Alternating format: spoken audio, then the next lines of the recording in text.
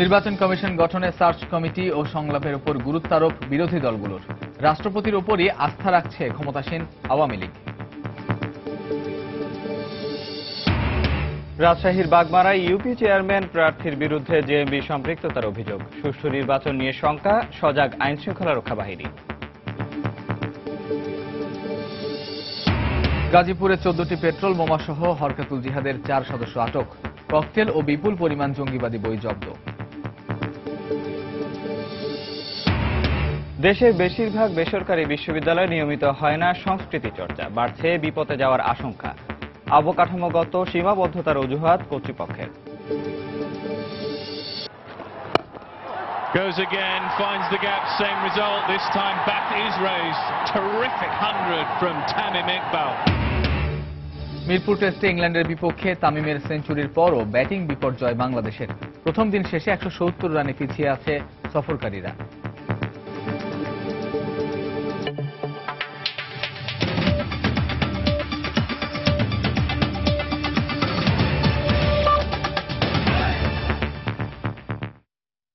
বাংলার সময়ের সঙ্গে আছে আমি নিয়ামতুল্লাহ বাবু এবং আমি কামরুজ্জামান মামুন। নির্বাচন কমিশন গঠন প্রক্রিয়া নিয়ে দ্বিমত থাকলেও পরবর্তী কমিশন সবার কাছে গ্রহণযোগ্য হতে হবে, এ বিষয়ে একমত প্রধান রাজনৈতিক দলগুলো। বিরোধী দলগুলোর কাছে নির্বাচন কমিশন গঠনের স্বচ্ছতার পাশাপাশি গুরুত্ব পাচ্ছে সার্চ কমিটি গঠন ও সংলাপের বিষয়টিও। আর সরকারি দল আস্থা রাখছেন রাষ্ট্রপতির সিদ্ধান্তের উপর। রাশেদ লিমনের রিপোর্ট। শেষ হয়ে আসছে বর্তমান নির্বাচন কমিশনের মেয়াদ। এরই মধ্যে পরবর্তী কমিশন নিয়ে চলছে নানা গুঞ্জন। রাজনৈতিক দলগুলো যে যার মতো তুলে ধরছেন আসছে কমিশন নিয়ে নিজেদের প্রত্যাশার কথা। সংসদের প্রধান বিরোধী দল জাতীয় পার্টি বলছে, গঠন প্রক্রিয়া যেমনই হোক কমিশনকে হতে হবে সবার কাছে সমান গ্রহণযোগ্য।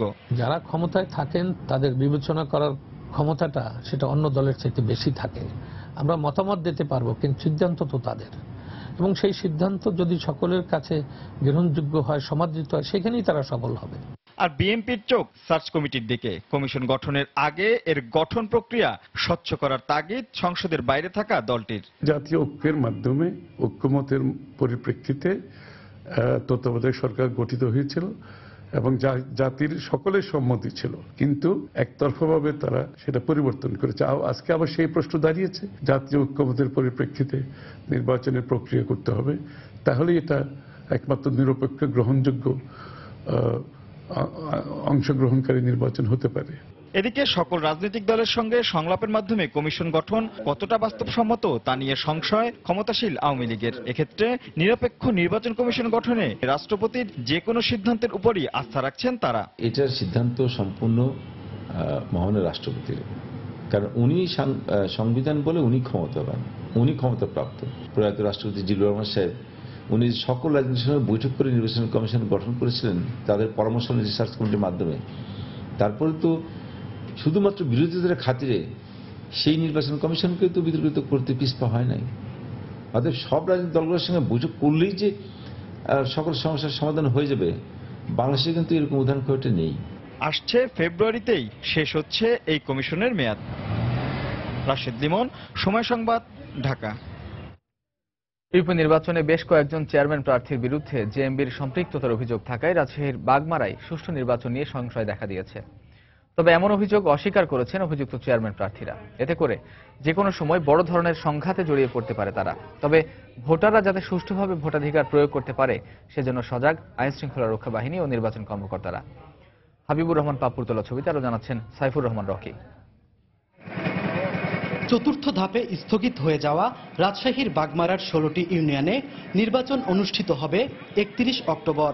এ নির্বাচনে আওয়ামী লীগ, বিএনপি ও স্বতন্ত্র কয়েকজন চেয়ারম্যান প্রার্থীর বিরুদ্ধে নিষিদ্ধ ঘোষিত জঙ্গি সংগঠন জেএমবির সংশ্লিষ্টতার অভিযোগ রয়েছে।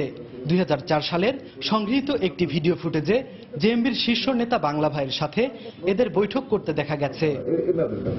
চতুর্থ ধাপে স্থগিত হওয়া নির্বাচন পূর্ববর্তী সহিংসতায় এখানে 4 জন মারা যায়। নতুন তফসিল ঘোষণা হলেও প্রার্থীরা প্রভাবশালী হওয়ায় তাদের পরিবর্তনে তেমন কোনো উদ্যোগ নেয়নি রাজনৈতিক দলগুলো। ফলে এবারও নির্বাচনে সহিংসতার আশঙ্কা করছেন ভোটার ও দলের নেতারা। জেএমবি থেকে যদি প্রার্থী হয় তারা পাশ করে তাহলে আমাদের ঝিঁকড়া আতঙ্ক থাকা যাবে, তারা এই রাজ্যে তাসের সৃষ্টি করতে পারে। আমাদের কোনো প্রার্থী জেএমবি সম্পৃক্ততা নাই।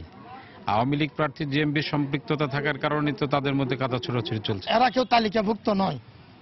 যেহেতু আলম সরকারের ভাইকে চাচাকে হত্যা করেছে, সবাই এসে তাকে জিজ্ঞাসা করেছে, কিন্তু সে জেএমবির কোনো সভা সমাবেশে উপস্থিত থাকেনি। পুলিশ প্রশাসন অ্যারেস্ট করছে, এগুলো নিয়ে এখন নিজেই জেএমবি তাই প্রার্থী হয়েছে, তাই এখানে তো নাশকতা ঘটাতেই পারে। তবে প্রার্থীদের বিরুদ্ধে আনা অভিযোগ অস্বীকার করে বিভিন্ন অজুহাত দেখালেন তারা। এর কোনো ভিত্তি নাই। আমাদের বিএনপির সবাইকে তো জেএমবি বানাচ্ছে, তারা ভালো মানুষকেও জেএমবি বানাচ্ছে। জেএমবি আমার এলাকায় আছে, কিন্তু তা আমরা জেএমবির কোনো সদস্য না। আমার ভিতরে কোনো দ্বিধাদ্বন্দ্ব নাই, কারণ আমি নিজে সন্ত্রাসী না, আমি কাউকে সন্ত্রাসী বলতেও পারবো না। তবে নির্বাচন সুষ্ঠুভাবে সম্পূর্ণ করতে সব ধরনের প্রস্তুতি নেওয়া হয়েছে বলে জানালেন সংশ্লিষ্ট কর্মকর্তারা। যেহেতু সারা দেশে অন্য কোথাও এত বড় নির্বাচন নাই, এই কারণে আমরা গতবারের চেয়ে প্রশাসনের সকল সাপোর্ট অধিক পাবো। প্রতিদিনের চেকপোস্ট করছে, অবৈধ অস্ত্র উদ্ধার সহ সকল অভিযান পরিচালনা হচ্ছে। বাগমারায় 16টি ইউনিয়নে মোট ভোটার 2,42,000 আর চেয়ারম্যান প্রার্থী 64 মেম্বার 429 জন এবং সংরক্ষিত মেম্বার পদে 129 জন প্রার্থী প্রতিদ্বন্দ্বিতা করছেন। সাইফুর রহমান রকি, সময় সংবাদ, বাগমারা, রাজশাহী। দেশের বেশিরভাগ বেসরকারি বিশ্ববিদ্যালয়ে নিয়মিত সংস্কৃতি চর্চা হচ্ছে না। শিক্ষাবিদরা বলছেন, এতে বিপথে যাওয়ার পাশাপাশি উন্মুক্ত জ্ঞান চর্চা থেকে বঞ্চিত হচ্ছেন উচ্চশিক্ষা নিতে আসা শিক্ষার্থীদের বড় একটি অংশ। বিশ্ববিদ্যালয় কর্তৃপক্ষের দাবি, অবকাঠামোগত সমস্যা, পড়াশোনার চাপের কারণে অনেক সময় নিয়মিত সাংস্কৃতিক কার্যক্রম পরিচালনা করা সম্ভব হয় না। তবে ইউজিসি বলছে, এ বিষয়ে সব বিশ্ববিদ্যালয়কেই তাগিদ দেওয়া হচ্ছে। তাহিয়া রুবাইয়া তপলা রিপোর্ট। শিক্ষার্থীদের ভবিষ্যৎ কর্মক্ষেত্র আর আধুনিক জ্ঞান বিজ্ঞানের সাথে পরিচিত করে তুলতে যখন উচ্চশিক্ষা প্রতিষ্ঠানগুলো ভূমিকা রাখছে, সেখানে বরাবরই উপেক্ষিত থেকে যাচ্ছে তাদের মানসিক বিকাশের বিষয়টি। বিশেষ করে অধিকাংশ বেসরকারি বিশ্ববিদ্যালয়ে পাঠক্রমের বাইরে নেই কোনো সাংস্কৃতিক কর্মকাণ্ডের চর্চা। বছর জুড়ে 2-1টি জাতীয় দিবস পালন করা হলেও মুক্ত বুদ্ধির চর্চার ক্ষেত্রে নেই কোনো গুরুত্ব। আমাদের ওপেন স্পেসের অভাব থাকে, যার জন্য আমরা স্বতঃস্ফূর্তভাবে বিচরণের মাধ্যমে আমাদের স্কিলটা ডেভেলপ করতে পারি না। কালচার যে কোনো প্রোগ্রাম অ্যারেঞ্জ করার জন্য ফান্ডিংটা সেভাবে আমাদের ভার্সিটি থেকে দেয় না, আমাদের নিজেদেরই সবকিছু দিয়ে ফান্ড দিয়ে অ্যারেঞ্জ করতে হয়। সংশ্লিষ্টরা বলছেন, বাজারমুখী শিক্ষা ব্যবস্থার ফলে শিক্ষার্থীদের ক্লাসের বাইরে সময় কমে আসছে। আন্তরিকতার অভাবের পাশাপাশি নেই ক্যাম্পাসে অবকাঠামোগত সুযোগ সুবিধা। ঢাকা বিশ্ববিদ্যালয়ের টিএসসিতে গেলে সবাই দেখা হচ্ছে। প্রাইভেট বিশ্ববিদ্যালয়গুলিতে ইংরেজি বিভাগের ছেলেমেয়ে ইংরেজি বিভাগে, বাণিজ্যের ছেলেমেয়েগুলি বাণিজ্যে, তাদের মধ্যে আদান প্রদানটা নেই। ফলে ক্লাবগুলি যখন হয় সেগুলি খুব বেশি কাজ করতে পারে না। ইউজিসির পক্ষ থেকে বলা হচ্ছে, এ বিষয়ে বেসরকারি বিশ্ববিদ্যালয়গুলোকে একাধিকবার তাগিদ দেওয়া হয়েছে। তবে বিশ্ববিদ্যালয় কর্তৃপক্ষের দাবি, কিছুটা প্রতিবন্ধকতা থাকলেও পাবলিক বিশ্ববিদ্যালয়ের সাথে সমান তালে এগিয়ে যাচ্ছেন তারা। সংস্কৃতি চর্চা, সাহিত্য, এটা আমার মনে হয় পাবলিক ইউনিভার্সিটি থেকে প্রাইভেট ইউনিভার্সিটি কখনো কম নয়। আর প্রাইভেট ইউনিভার্সিটি যেহেতু অল্প জায়গার ভিতরে, এদের আউটডোর গেমস করার মতো যথেষ্ট জায়গা তাদের নেই। ইউনিভার্সিটি হচ্ছে বিশ্বের বিদ্যা। বিদ্যা মানে পুঁথি না, বিদ্যা মানে বই না, বিদ্যা মানে শুধু ক্লাস না, এগুলো হচ্ছে বিদ্যার একটি ক্ষুদ্র অংশ। সুস্থ সংস্কৃতির চর্চার অভাবে শিক্ষার্থীদের ব্যক্তিত্ব ও মানবিক মূল্যবোধের বিকাশ হচ্ছে না। তাই শিক্ষাকে মানসম্মত আর গঠনমূলক করতে একাডেমিক শিক্ষার পাশাপাশি সংস্কৃতি চর্চার প্রতি সমান গুরুত্ব দেওয়ার তাগিদ শিক্ষাবিদদের। তাহিয়া রুবাইয়া তপলা, সময় সংবাদ, ঢাকা। বাংলার সময় আরো থাকছে। বিলুপ্ত ছিটমহল দাসিয়ার ছড়াক ইউনিয়ন ঘোষণার দাবিতে এলাকাবাসীর বিক্ষোভ, ইউপি নির্বাচনে ভোট না দেওয়ার হুঁশিয়ারি।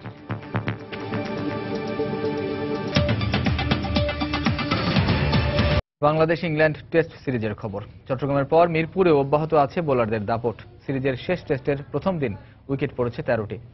দিন শেষে বাংলাদেশের চেয়ে 170 রানে পিছিয়ে আছে ইংল্যান্ড। এর আগে তামিম ইকবালের দুর্দান্ত সেঞ্চুরির পরও ব্যাটসম্যানদের ব্যর্থতায় বাংলাদেশের প্রথম ইনিংস শেষ হয় 220 রানে। জবাবে 3 উইকেটে 50 রানে দিন শেষ করেছে ইংল্যান্ড। ইংল্যান্ডের বিপক্ষে চলতি সিরিজে প্রথমবার টস জেতা বাংলাদেশের শুরুটা ভালো হয়নি। ব্যক্তিগত 1 রানে আউট হন ইমরুল কায়েস। তবে তামিম, মুমিনুলদের ব্যাটে শুরুর ধাক্কা সামলে ওঠে স্বাগতিকরা। আগ্রাসীভাবে খেলা তামিম ইংল্যান্ডের বিপক্ষে তৃতীয় ও ক্যারিয়ারের 8ম সেঞ্চুরি তুলে নেন। তামিমকে দারুণ সঙ্গ দেয়া মুমিনুল দেখা পান ক্যারিয়ারের 10ম 50-র। ইংল্যান্ডের বিপক্ষে দ্বিতীয় উইকেটে সর্বোচ্চ 170 রানের জুটি করেন তামিম ও মুমিনুল। তবে তামিম দলীয় 171 ও ব্যক্তিগত 104 রানে আউট হওয়ার পরই ব্যাটিং বিপর্যয়ে পড়ে স্বাগতিকরা। একে একে নিজেদের উইকেট বিলিয়ে দেন বাংলাদেশের মিডল ও লোয়ার অর্ডার। 1 উইকেটে 171 রান থেকে বাংলাদেশের ইনিংস শেষ হয় 220 রানে। 49 রানে শেষ হয় 9 উইকেট হারায় স্বাগতিকরা। জবাবে ইংল্যান্ডের শুরুটাও ভালো হয়নি। দলীয় 42 রানে কুক, ডাকেট ও ব্যালান্সকে ফিরিয়ে দেন দুই টাইগার স্পিনার সাকিব ও মিরাজ। তবে বৃষ্টির কারণে নির্ধারিত সময়ের বেশ আগেই শেষ হয় প্রথম দিনের খেলা।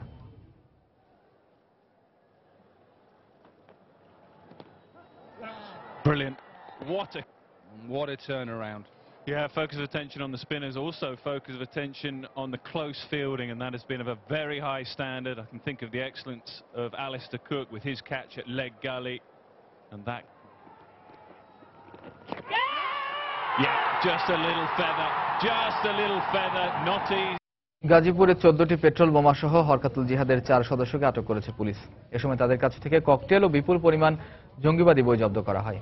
গতকাল রাতে মাস্টারবাড়ি এলাকায় একটি বাড়িতে অভিযান চালিয়ে তাদের আটক করা হয়। সকালে পুলিশ সুপারের কার্যালয়ে এক ব্রিফিংয়ে তথ্য জানানো হয়। পুলিশ সুপার জানান, মহানগরীর মাস্টারবাড়ি এলাকার নান্দুয়ানের একটি বাড়ি থেকে পুলিশের স্পেশাল টাস্ক ফোর্স রাতে বিশেষ অভিযান চালায়। এ সময় 4টি ককটেল, 14টি পেট্রোল বোমা, ইলেকট্রিক ডিভাইস, দেশীয় অস্ত্র ও জঙ্গিবাদী বই সহ নিষিদ্ধ সংগঠন হরকাতুল জিহাদ হুজির 4 সদস্যকে আটক করা হয়। আটককৃতদের মধ্যে 2 জন গাজীপুরের আইইউটির প্রাক্তন ছাত্র বলেও জানিয়েছে পুলিশ।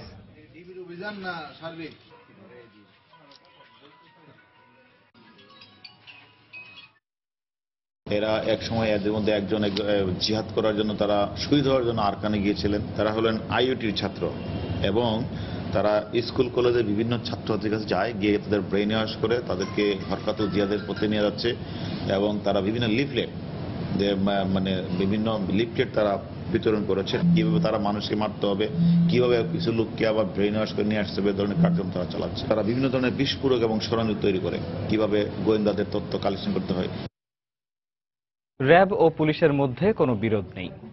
বিষয়টি মিডিয়ায় আসা দুঃখজনক বলে মন্তব্য করেছেন পুলিশের মহাপরিদর্শক AKM শহীদুল হক। সকালে বরিশাল রেঞ্জ রিজার্ভ ফোর্সের নবনির্মিত ব্যারাক ভবনের উদ্বোধন শেষে সাংবাদিকদের কথা বলেন তিনি। এ সময় তিনি আরো বলেন, আইনশৃঙ্খলা রক্ষা ও মানুষের নিরাপত্তা নিশ্চিতের লক্ষ্যে একসঙ্গে কাজ করছে র্যাব পুলিশ। র্যাব নিয়ে আমরা গর্ব করি যে এলিট ফোর্স, এখানে বড় কোনো কনফ্লিক্ট নাই, বড় কিছু নাই। যেগুলি মিডিয়াতে আসছে এটা দুঃখজনক না আসা উচিত ছিল, কিন্তু আপনারা পজিটিভলি দেখবেন যে না, এটা কোনো বড় কিছু না। আমরা একসাথে কাজ করতেছি, আমাদের লক্ষ্য একটা, আইনশৃঙ্খলা রক্ষা, অপরাধ দমন এবং মানুষকে স্বস্তি দেওয়া, নিরাপত্তা দেওয়া। আমাদের মধ্যে কোনো বিরোধ নাই, কোনো সমস্যা নেই। কাওড়াকান্দি ঘাট স্থানান্তর করে শিগগিরই শিমুলিয়া কাঁঠালবাড়ি নৌ রুটে ফেরি চলাচল শুরু করা হবে বলে জানিয়েছেন নৌপরিবহন মন্ত্রী শাহজাহান খান। এতে 7 কিলোমিটার দূরত্ব কমে মাত্র 40 মিনিটে দক্ষিণাঞ্চলের মানুষ পদ্মা নদী পাড়ি দিতে পারবে বলেও জানান মন্ত্রী। সকালে মাদারীপুরের লেকের পাড়ে আজমত আলী খান ফাউন্ডেশনের উদ্যোগে 6 দিনব্যাপী ফ্রি চিকিৎসা শিবির উদ্বোধন অনুষ্ঠানে তিনি একথা বলেন। দক্ষিণাঞ্চলের মানুষের জন্য সবচেয়ে সুখবর সেটা হলো যে আমরা আরো 6 কিলোমিটার ডাউনে অর্থাৎ কাঁঠালবাড়িতে আমরা ফেরিঘাট নিয়ে যাব। সেখানে নিয়ে গেলে আমাদের মাত্র ফেরি পার হতে লাগবে 40 থেকে 45 মিনিট, আর লঞ্চ পার হতে লাগবে আরো কম, আধা ঘন্টা। সুতরাং এটা উপকারটা আমাদের দক্ষিণাঞ্চলে যাত্রীরা পাবে। অনেক সময় দেখা যায় যে ড্রেজার কাজ করে না, তবে ড্রেজার প্রয়োজনীয় যে জায়গা সেই জায়গায় খননের কাজটা করে থাকে। বাংলার সময় আরো থাকছে।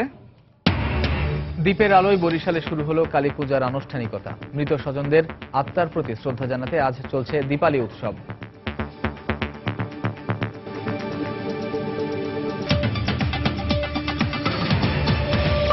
বিলুপ্ত ছিটমহল দাসিয়ার ছড়াকে ইউনিয়ন ঘোষণার দাবিতে বিক্ষোভ মিছিল ও মানববন্ধন করেছে এলাকাবাসী। সকালে শহরের মজিদা আদর্শ ডিগ্রি কলেজ থেকে বিক্ষোভ মিছিল বের করে দাসিয়ার ছড়াবাসী। মিছিলটি শহরের বিভিন্ন সড়ক প্রদক্ষিণ করে, প্রেস ক্লাবের সামনে গিয়ে পরে মানববন্ধন শেষ করে। এ সময় বক্তারা বলেন, দাসিয়ার ছড়াকে ইউনিয়ন না করে একে ভেঙে পাশের ফুলবাড়ি, কাশীপুর ও ভাঙ্গামোড় ইউনিয়নের 6টি ওয়ার্ডে বিভক্ত করা হয়েছে। এছাড়া ছিটমহলের অনেক নাগরিকের নাম ভোটার তালিকায় অন্তর্ভুক্ত হয়নি। এ অবস্থায় দাবি আদায় না হলে আগামী 31 অক্টোবরের ইউপি নির্বাচনে ভোট দিতে যাবেন না বলে হুঁশিয়ারি দেন তারা।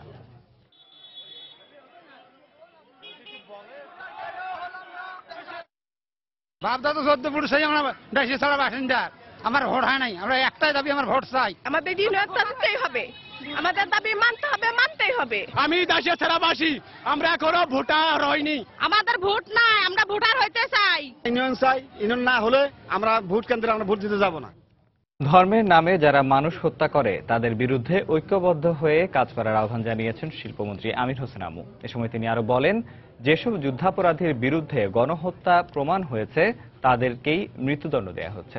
সকালে বরিশাল নগরীর অশ্বিনী কুমার টাউন হলে বাংলাদেশ মানবাধিকার কমিশনের আঞ্চলিক সম্মেলনে তিনি কথা বলেন। ধর্মের নামে ধর্মান্ধতা সৃষ্টি করে, জঙ্গিবাদ সৃষ্টি করে হত্যা করা হয় এবং বিভিন্ন এমনকি মসজিদেও হত্যাকাণ্ড সংঘটিত হয়। এর বিরুদ্ধে কথা বলতে হবে। আজকে এরা তো ধর্মপরায়ণ মানুষ নয়, এরা মানুষকে বিপদগামী করে এবং ধর্মের নাম দিয়ে তারা একটি উগ্রবাদ সৃষ্টি করে। যারা প্রমাণিত হত্যাকারী, যে মানুষকে খুন করে হত্যা করে, তাদেরই বিচারে ফাঁসি হয় এবং অনেকে ফাঁসি না হয় যাবজ্জীবনে হয়। পিরোজপুরে ভয়াবহ আগুনে 6টি দোকান ও 4টি বসতঘর পুড়ে গেছে। সকালে কাউখালী উপজেলার দক্ষিণ বাজারে এ আগুন লাগে। ফায়ার সার্ভিস জানায়, উপজেলার দক্ষিণ বাজারের সিয়াম শিহাব ক্রোকারিজ স্টোরে আগুন লাগে। মুহূর্তেই তা আশপাশের দোকানে ছড়িয়ে পড়ে। এতে ওই বাজারের কাপড়, জুতা, প্লাস্টিক ও ইলেকট্রিক সামগ্রীর 6টি দোকান এবং 4টি বসতঘর পুড়ে যায়। খবর পেয়ে ফায়ার সার্ভিসের 4টি ইউনিট প্রায় 1.5 ঘন্টা চেষ্টা চালিয়ে আগুন নিয়ন্ত্রণে আনে। তবে আগুনের সূত্রপাত সম্পর্কে তাৎক্ষণিকভাবে কিছু জানাতে পারেনি ফায়ার সার্ভিস।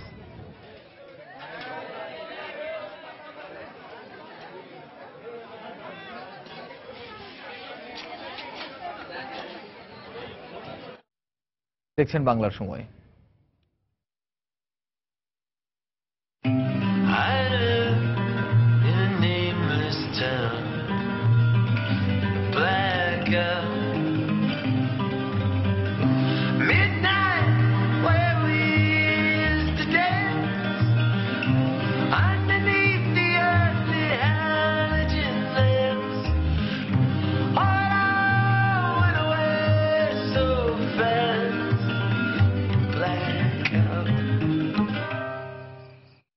ঘ ইউনিটের পরীক্ষার মধ্য দিয়ে শেষ হলো 2016-17 শিক্ষাবর্ষে ঢাকা বিশ্ববিদ্যালয়ের ভর্তি পরীক্ষা। সামাজিক বিজ্ঞান অনুষদভুক্ত সমন্বিত এই ইউনিটে একটি আসনের বিপরীতে প্রতিদ্বন্দ্বিতা করছেন 70 শিক্ষার্থী।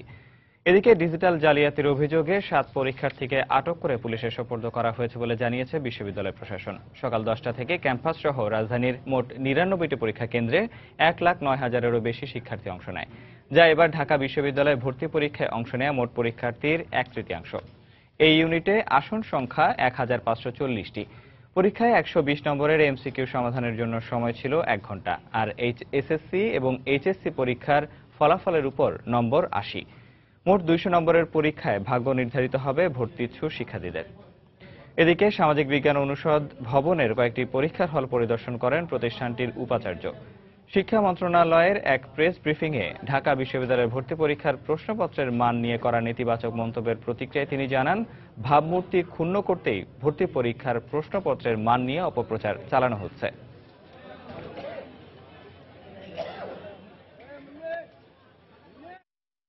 এটা তো স্বাভাবিকভাবেই একটা বাছাই পরীক্ষা।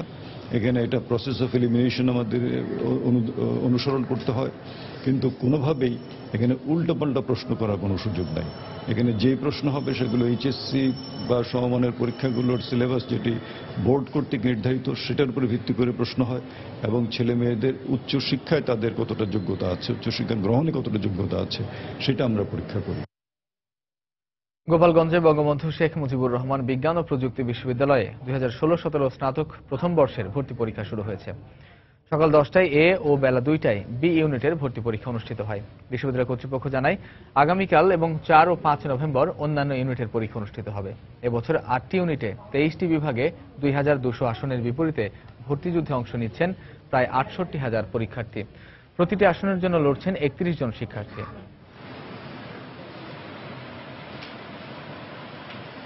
ঝিনাইদহে বীরশ্রেষ্ঠ হামিদুর রহমানের 45তম শাহাদত বার্ষিকীতে নানা কর্মসূচির আয়োজন করা হয়েছে। সকালে মহেশপুর খর্দখালিশপুরে শহীদদের সমাধিতে ফুল দিয়ে শ্রদ্ধা জানানো হয়। পরে বীরশ্রেষ্ঠ শহীদ হামিদুর রহমান কলেজ মাঠে আয়োজন করা হয় আলোচনা সভার। এতে জেলা প্রশাসক মাহবুব আলম তালুকদার সহ বিভিন্ন শ্রেণী পেশার মানুষ শহীদদের জীবনী নিয়ে স্মৃতিচারণ করেন।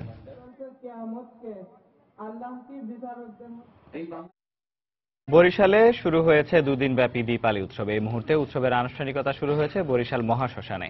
সেখানে আছেন সহকর্মী ফিরদৌস সোহাগ, চলে যাচ্ছি তার কাছে। ফিরদৌস। বাবু, আপনাকে ধন্যবাদ। বরিশালে শুরু হয়েছে দুদিনব্যাপী দীপালি উৎসব এবং শ্রী শ্রী শ্মশান দীপালি এবং কালীমাতার পূজার উৎসব।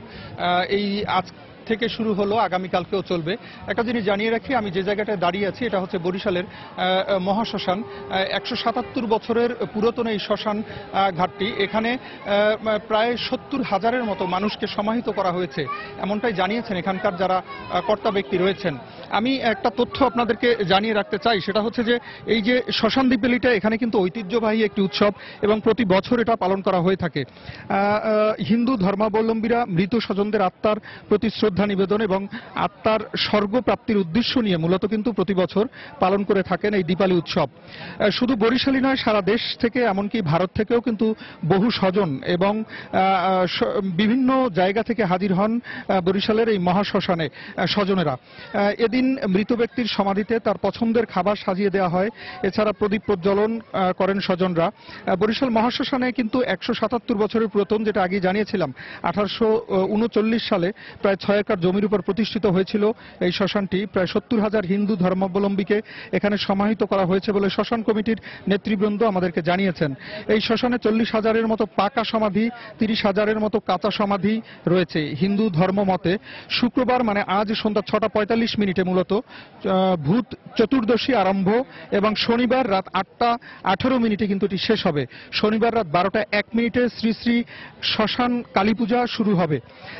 এদিকে শান্তিপূর্ণভাবে শ্মশানে শান্তিপূর্ণভাবে যাতে এই অনুষ্ঠান অনুষ্ঠিত হতে পারে এ লক্ষ্যে কিন্তু 16টি সিসি ক্যামেরা স্থাপিত করা হয়েছে, নিয়োজিত করা হয়েছে 150 স্বেচ্ছাসেবক। এছাড়া আমরা যেটা দেখেছি যে কিছুক্ষণ আগে বরিশালের পুলিশের যারা ঊর্ধ্বতন কর্মকর্তা রয়েছেন তারা কিন্তু কিছুক্ষণ আগেই এখানে উপস্থিত হয়েছেন। আমরা যেটা জানতে পেরেছি যে বরিশালের যিনি পুলিশ কমিশনার আছেন তিনি আসবেন এবং বরিশালের মেয়রও কিন্তু এই জায়গাটি পরিদর্শন করবেন। এই পরিদর্শনের মধ্যে দিয়ে তারা এখানকার যে নিরাপত্তা এই ব্যাপারটা নিশ্চিত করতে চান। এছাড়া এখানে আগামীকালকেও এই একইভাবে এখানকার যে শ্মশানের যে কর্মসূচি রয়েছে এটি পালিত হবে। এই ছিল মোটামুটি আমার কাছে বরিশালের এই শ্মশান দীপালি উৎসবের সর্বশেষ। বাবু। দর্শক, বরিশালের মহাশ্মশানে চলছে দুদিনব্যাপী দীপালি উৎসব, আর সেই উৎসবের খবরাখবর জানাচ্ছিলেন সহকর্মী ফিরদাউস সোহাগ। বাংলার সময়ের শীর্ষ সংবাদগুলো জানিয়ে দিচ্ছি আরেকবার। নির্বাচন কমিশন গঠনে সার্চ কমিটি ও সংলাপের ওপর গুরুত্ব আরোপ বিরোধী দলগুলোর। রাষ্ট্রপতির ওপরই আস্থা রাখছে ক্ষমতাসীন আওয়ামী লীগ। রাজশাহীর বাগমারায় ইউপি চেয়ারম্যান প্রার্থীর বিরুদ্ধে জেএমবি সম্পৃক্ততার অভিযোগ। সুষ্ঠু নির্বাচন নিয়ে শঙ্কা, সজাগ আইন শৃঙ্খলা রক্ষা বাহিনী। গাজীপুরে 14টি পেট্রোল বোমাসহ হরকাতুল জিহাদের 4 সদস্য আটক। ককটেল ও বিপুল পরিমাণ জঙ্গিবাদী বই জব্দ। দেশের বেশিরভাগ বেসরকারি বিশ্ববিদ্যালয়ে নিয়মিত হয় না সংস্কৃতি চর্চা, বাড়ছে বিপথে যাওয়ার আশঙ্কা। অবকাঠামোগত সীমাবদ্ধতার অজুহাত কর্তৃপক্ষের। Goes again, finds the gap, same result. This time bat is raised. Terrific 100 from Tamim Iqbal.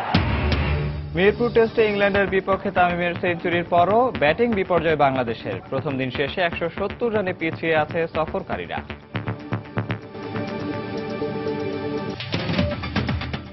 এই ছিল বাংলার সময়। যে কোনো খবর পেতে ভিজিট করুন সময়নিউজ.tv। এছাড়া মাত্র পাওয়া খবর আপনার মোবাইলে পেতে SMS করুন *BN লিখে পাঠিয়ে দিন 16242 নম্বরে। আর সঙ্গে থাকুন সময়ের।